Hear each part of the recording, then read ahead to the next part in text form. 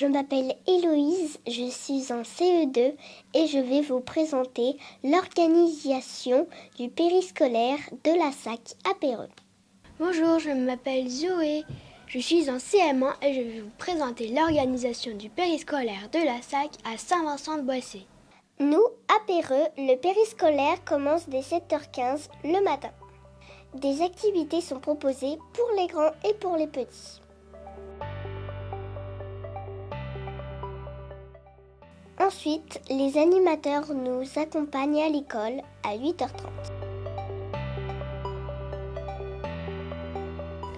Pour nous, à Saint-Vincent, il n'y a pas de périscolaire le matin, mais une garderie municipale.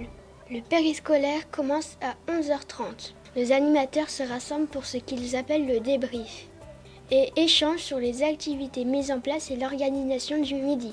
Ils viennent ensuite nous chercher en classe et les petits vont directement au self pour le premier service. Pendant ce temps-là, les grands partent en activité avec les animateurs. Nous mangeons au deuxième service et retournons dans nos classes à 13h20. Pour nous, à Péreux, c'est un peu différent.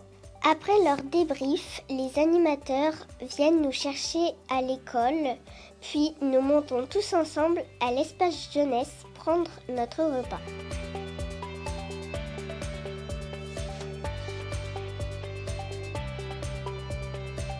L'organisation du midi est la même qu'à Saint-Vincent. Moi, j'adore quand il y a des anniversaires à la cantine. On met la musique et on se met tous à faire la chenille.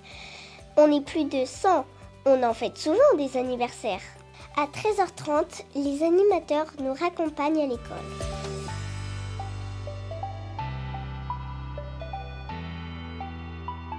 Ils se retrouvent ensuite pour un petit bilan du périsco du midi. À Saint-Vincent, à 16h15, les animateurs viennent nous chercher en classe. Et on se répartit dans les salles en fonction des clubs qu'on a choisis pour la période.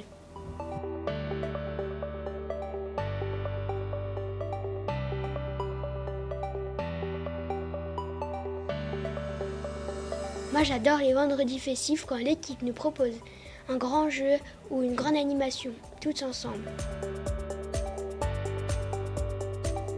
À Péreux, c'est comme à 11h45, les animateurs viennent nous chercher dans la cour de l'école. Comme à Saint-Vincent, des clones nous sont proposés lors de chaque période.